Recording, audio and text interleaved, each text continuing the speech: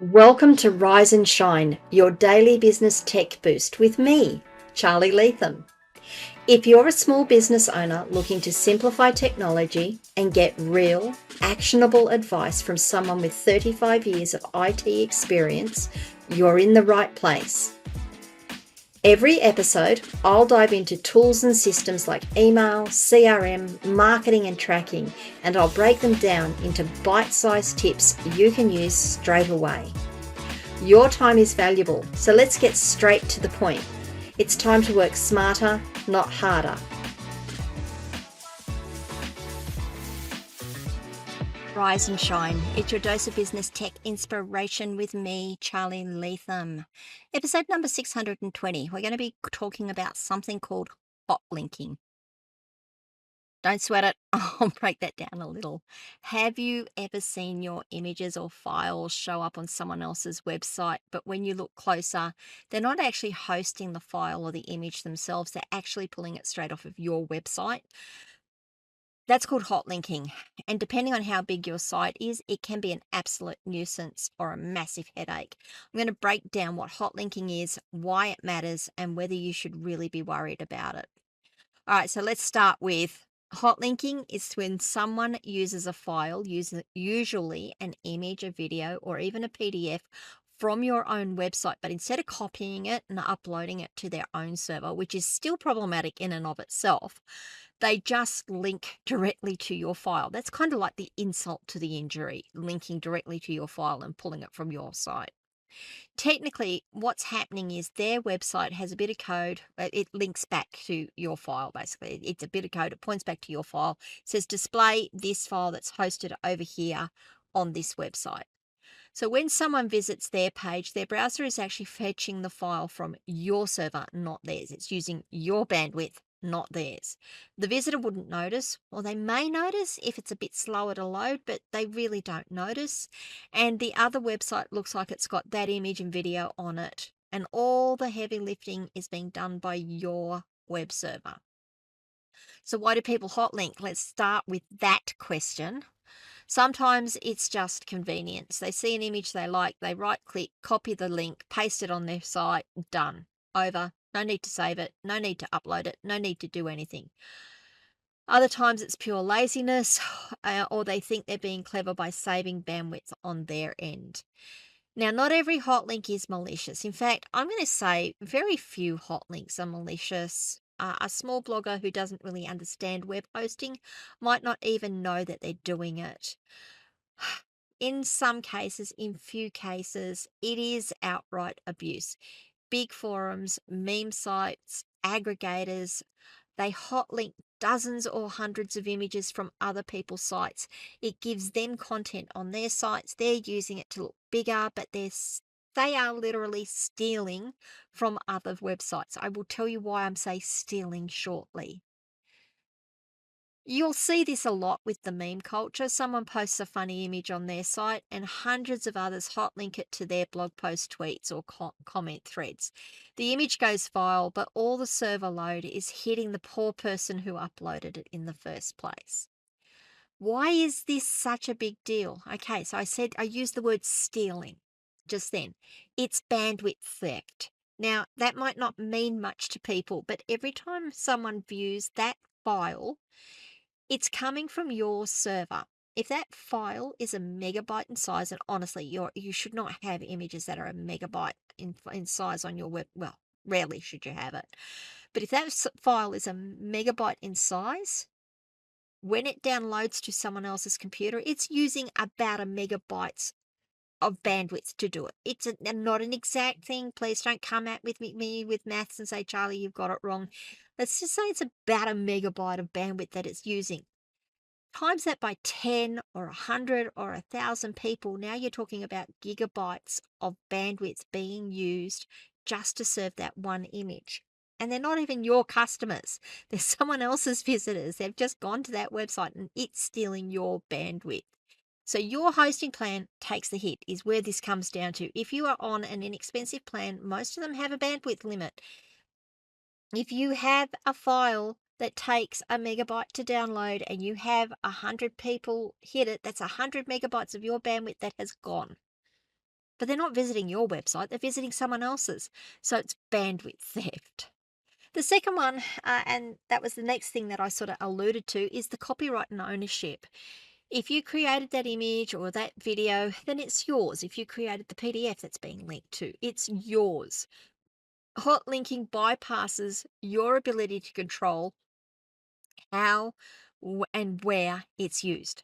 There is generally, I will be very careful, touch wood, Charlie, there is generally no attribution, no traffic back to your site, and it just looks like the other site owns that asset. The final one is broken images, and honestly, this isn't your problem. This is someone else's problem. If you decide to move, rename, or delete the image, every single hot linked use of it will break. Maybe that's poetic justice, but it can also create a messy user experience if people are sharing your content in good faith. So that last one is that, if someone has actually done it and they haven't realized what they're doing, and it's easy to do, it really is easy to do, it's going to cause them problems. The final one is a security risk. Oh, no, no, not the final one. I've got another one. The next one is security risk. Hot linking relies on a live connection to your server. If you wanted to, you could swap that file out for something else, and some website owners do exactly that. They replace that hot linked image with a giant warning graphic or worse, something embarrassing.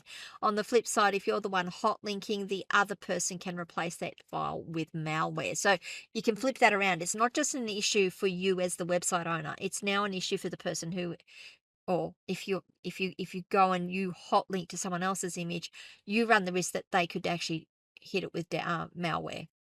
The last part is SEO and branding. When someone hot links your image, the credit and traffic don't come back to you. That's what I was saying. You're not getting the traffic. You're not getting the kudos for it.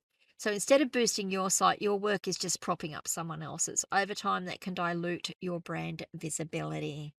Now, I am going to say, and I did say it up front, not all cases of hot linking is malicious. Look, my gut feel is that its few cases are actually malicious. Often it is just you don't know any better, so you do it. So how can you protect yourself? Should you be worried? Well, that depends on the size of your site and the scale of the problem. My gut feel is, yeah, you should. From the outright, you should. You should always be looking to protect your business, your brand, your assets, all of it. It's just the scale of the problem that changes. If you've only got a small site, it's not going to be a massive issue. But if you've got a big site and you've got a big brand, it could be a huge issue. You can monitor your server logs or analytics. Most hosting dashboards will let you see where requests are coming from. If you notice a spike in requests for images from an external site, well, that's a red flag. Now, if you don't know how to do that or you need help, reach out to your IT people, reach out to your tech people, reach out to someone like me. As long as I can get access, you've got logins for your servers and stuff, I can have a look around for you. The second thing you can do is set up rules that actually block hot linking. There are ways that you can set up files on your web servers that says, don't let anyone outside of my domain name link to these types of files.